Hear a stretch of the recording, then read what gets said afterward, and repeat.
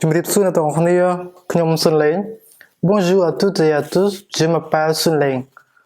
Aujourd'hui, je vais vous présenter une nouvelle leçon intitulée le passé récent.ថ្ងៃនេះខ្ញុំនឹងបង្ហាញដល់អ្នកអំពីមេរៀនថ្មីមួយគឺ le passé récent ដែលយើងអាចសម្រួលជាភាសាខ្មែរថាអតីតកាលដែលកើតឡើងថ្មីណា Ok, donc comme d'habitude, avant de commencer notre cours, nous allons travailler sur quelques exemples. Ok, một làយើងចាប់ផ្ដើមដូចសពដងគឺយើងសង្កេតមើលឧទាហរណ៍សិន Voilà, donc on commence. Le bus pour comporte s'il vous plaît គាត់សួរទៅកាន់អ្នកលក់សម្បត្តិឬក៏ភ្នាក់ងារណាមួយ le bus pour comporte s'il vous plaît ឲ្យសម្បត្តិណាឬក៏ឡានក្រុងដែលទៅខេត្តកំពតឲ្យខ្ញុំមួយមកបន្ទាប់មកគេឆ្លើយតបថា je suis désolé monsieur il vient juste de partir មានន័យថាម៉េចឲ្យខ្ញុំសុំទោសឲ្យខ្ញុំចូលរួមសោកស្ដាយផងណាil vient juste de partir មានថាឡានក្រុងដែលទៅខេត្តកំពតហ្នឹងគឺទើបតែចេញទៅអំបញ្ញមិញហ្នឹងណាមានថាគាត់មកដល់ពីក្រោយបន្តិចទេរថឡានក្រុងគឺចេញទៅបាត់ទៅតែឃើញឡានក្រុងចេញហ្នឹងគឺ passé récent អូខេឥឡូវយើងសង្កេតបន្តគ្នាអូខេឥឡូវខ្ញុំចង់អ្នកនរគ្នាពិនិត្យមើលឧទាហរណ៍មិនមែនឧទាហរណ៍ទេគឺការបំបែកណាកិរិយាសព្ទអូខេចឹងងាយស្រួលទេ passé récent ហ្នឹងគឺយើងគ្រាន់តែតើនេះសូមមើលកន្លែងនេះមើលគឺយើងមិនต้องគ្រប់គ្រាន់ទេណាអញ្ចឹងយើងកន្លែងនេះយើងបន្ថែម d apostrophe មួយសួរថាហេតុនេះបាន d apostrophe ពីព្រោះថា je viens de allumer ចឹងកន្លែងនេះតាមពិតគឺយើងត្រូវសរសេរថា de ប៉ុន្តែมันអាចអញ្ចឹងបានទេដោយសារតែ allumer គឺស្រៈ a de គឺស្រៈ e ចឹងស្រៈប៉ះស្រៈគឺលុបស្រៈមួយដាក់ apostrophe ណាចឹងយើងលុបចេញទៅហើយយើងដាក់ apostrophe អូខេដល់ឡែកបើសិនជាកិច្ចសព្ទផ្សេងទៀតដែលមិនមែនជាស្រៈទេគឺយើងដាក់ de តែម្ដងឧទាហរណ៍ je viens d'allumer la radio អូខេមានន័យថាខ្ញុំទើបតែបិទវិទ្យុអូខេអត់សំទោបបើកណាសូមមើលតទៀត Tu viens de penser, ok, de penser quelque chose sur moi. Il vient des apostrophes từ đó puis pour ta est en train padam de sra, ok. Nous venons de, vous venez de puis pour tu nhớ nè, il vient de quoi, ok. Par exemple, ils viennent de mettre, ok, đặt DVD vô cho từ trong machine môi tới, ok, chứ này đó đi sau bị đứt mở cái lại này nữa, chứ giờ ai xong thì than tha, passé récent nó cứ dương do cái giờ sắp venir, miễn là venir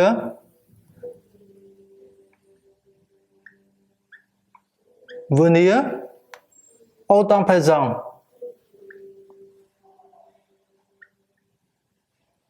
Trước khi dùng venir au présent,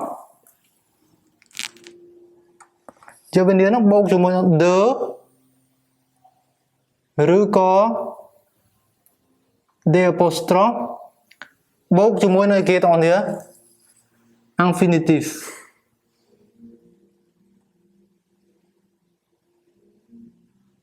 Ok, infinitive. Như cái chế độ bộ môn nó tao đi á, họ tao đi check phần năng tới ba này. Cứ như cho cái giờ sắp venir ní, conjugué au temps présent. Bốc cho mình năng de rồi còn de apostrophe. Mình tham bản chia de như là bị một cái giờ sắp để padam được sạc nè, ok. បាទអញ្ចឹងការប្រើប្រាស់នេះគឺសន្ទុះការបំបែកនេះគឺវាមិនស្មុគស្មាញទេសម្រាប់ passé récent chẳng dương bị đất mơ từ lời ca praវិញ utilisation xong này tao nên ăn lại này rồi en fait le passé récent s'utilise pour exprimer une action qui s'est passée très peu de temps avant le moment où l'on parle. Khi ta passé récent nó cứ pra đầm bấy exprimer មានថា បង្ហាញ អូខេ បង្ហាញអំពីសកម្មភាពមួយដែលបានកើតឡើង très peu de temps មានថាដែលបានកើតឡើងថ្មីអូខេដែលបានកើតឡើងភ្លាម avant le moment où l'on parle អញ្ចឹងអាសកម្មភាពដែលកើតឡើងភ្លាមហ្នឹងគឺវាកើតឡើងថ្មីអំបញ្ញមិញហ្នឹងណាមុននឹងយើងចាប់ផ្ដើមនិយាយអូខេជាសូមឧទាហរណ៍នេះje suis désolé monsieur il vient juste de partir មានន័យថាម៉េចអញ្ចឹងនៅពេលដែលគាត់លោកអានេះគាត់សួររកឡានក្រុងដែលទៅខេត្តកំពតស្រាប់តែភ្នាក់ងារទេសចរឬក៏ភ្នាក់ងារធ្វើដំណើរហ្នឹងគេឆ្លើយតបថាil vient juste de partir មានថាអាឡានដែលទៅកំពតហ្នឹងគឺទើបតែចេញទៅអំបញ្ញមិញហ្នឹងយើងឃើញទេអញ្ចឹងសកម្មភាពហ្នឹង passé récent គឺវាកើតមុនពេលដែលយើងនិយាយហ្នឹងថ្មីវាកើតទៅថ្មីវាបានកើតឡើងថ្មីទេដែរក៏សូមមើលកន្លែងនេះតោះណាឧទាហរណ៍មួយ je viens de rentrer à la maison អញ្ចឹងកន្លែងនេះតោះឃើញទេ venir conjugué au temps présent de infinitif ok infinitif à la maison clear នេះខ្ញុំអាចនិយាយថាវាអាចស្មើណាតោះនេះ je suis ok rentré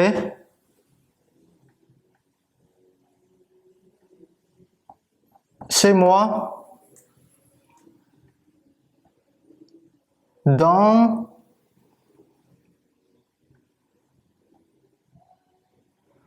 quelques clear ហ្នឹងគឺអាចមានន័យស្មើគ្នាណាបងប្អូននេះមានន័យថា je suis rentré chez moi dans quelques minutes មានថាខ្ញុំបានត្រឡប់ចូលផ្ទះខ្ញុំបានត្រឡប់ឧទាហរណ៍ថាយើងចេញក្រៅអញ្ចឹងយើងត្រឡប់មកវិញណាអញ្ចឹងខ្ញុំបានត្រឡប់ចូលផ្ទះខ្ញុំហ្នឹងប្រហែលនាទីទេណាទើបតែមកដល់ថ្មីអូខេអញ្ចឹង clear ពីហ្នឹងគឺយើងអាចប្រើចំនួនគ្នាបានណាពេលខ្លះគឺយើងអាចប្រើចំនួនគ្នាបានទៅណាបងប្អូននេះបើសិនតែយើងពិបាកក្នុងការចំណាំយើងអាចប្រើចំនួនគ្នាបានទៅផងឥឡូវសូមមើលចំណុច remark គឺមានថាកំណត់សម្គាល់ខ្លះកន្លែងនេះខ្ញុំចង់បញ្ជាក់អារម្មណ៍អ្នកទាំងនេះថាពេលខ្លះយើងរៀងភ័ន្តច្រឡំបន្តិចក្នុងការប្រើប្រាស់ passé récent ជាមួយនឹង présent អូខេជាមួយនឹងគេទាំងនេះ verb venir au temps présent ឥឡូវយើងមើល je viens de la gare សូមមើលឃ្លានេះណា je viens de la gare je viens de rentrer de la gare ចឹងពិនិត្យមើលឃ្លានេះមែនតើឃ្លាខាងលើ je viens de la gare មានថាខ្ញុំត្រឡប់មកពីគេណាតោះនេះje viens de មានថាខ្ញុំមកពីណាសុំទោសខ្ញុំច្រឡំនិយាយថាត្រឡប់ណាគឺតាមពិតមានថាខ្ញុំមកពីណា je viens de la gare មានថាខ្ញុំមកពីស្ថានីយ៍រថភ្លើងចឹងអានេះទម្រង់វាគេទាំងអស់គ្នាវាគឺជា présent អូខេវាគឺជា présent តើក៏ដល់ហើយហើយបាន présent ពីព្រោះ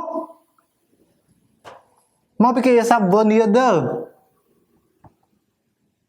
អូខេ venir de ណាដល់ហើយ clear ខាងក្រោមវិញ je viens de rentrer de la gare វាគឺជាគេវាគឺជា passé récent ហើយបានជា passé récent គឺយើងមាន venir de plus infinitif យើងឃើញកិរិយាសព្ទដើមខាងលើមានកិរិយាសព្ទដើមទេណាអូខេឥឡូវមើល clear ខាងក្រោមវិញ elle vient dîner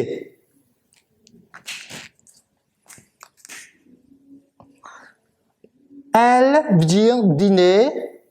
vient de dîner តើនេះខុសគ្នាណាអានេះគឺ présent តាអូខេគឺ présent ហើយនេះបាន présent ហើយយើងទីនេះមិនថានាងមកញ៉ាំអាហារពេលល្ងាចតើណាដល់ពេលកន្លែងនេះគឺ យើង de dîner មានថានាងទៅតែញ៉ាំអាហារពេលល្ងាចរួចអូខេខុសគ្នាបន្តិចណាពីព្រោះអីតើនៅឃើញទេ venir de infinitive អូខេដល់ like ខាងលើនេះគឺជាគេតងនេះ យើង dîner ចានេះជា présent អានេះជា passé récent អូខេអញ្ចឹងសរុបមកវិញខ្ញុំចង់បញ្ជាក់ថា passé récent ហ្នឹងគឺងាយស្រួលទេអារឿងការប្រើប្រាស់គឺអត់ពិបាកទេណាមានថា emploi វាហ្នឹងគឺមិនពិបាកទេឲ្យតែអ្នកទាំងនេះបំបែកកាលឲ្យត្រូវមកណាអញ្ចឹងគឺយើងមាន venir conjugué au temps présent plus préposition de អូខេ plus infinitive ជាងគេសិតតែ infinitive កិរិយាសព្ទដើមបន្តមកយើងបូកមកខាងក្រោមនេះគឺសិតតែជាពាក្យដែលយើងចង់បំពេញន័យឲ្យ clear ហ្នឹងទេអូខេឧទាហរណ៍ថាខ្ញុំបើកវិទ្យុខ្ញុំទៅតែបិទវិទ្យុណាខ្ញុំទៅតែមើលទូរទស្សន៍ខ្ញុំទៅតែលេងវីដេអូ game អូខេចឹងមកខ្ញុំទៅតែងូតទឹករួចហើយអូខេឧទាហរណ៍ណាអូខេបាទអញ្ចឹងមេរៀន passé récent ថ្ងៃនេះគឺចប់ទៅហើយបើសិនជាអ្នកទាំងនេះមានចម្ងល់សូមបញ្ចេញមតិយោបល់ណានៅក្នុងcomment ខាងក្រោមអូខេ Oui je vous remercie d'avoir regardé on se voit à la prochaine ខ្ញុំអរគុណម្ដងទៀតណាសម្រាប់ការទស្សនាហើយយើងជួបនៅវីដេអូក្រោយៗទៀត Merci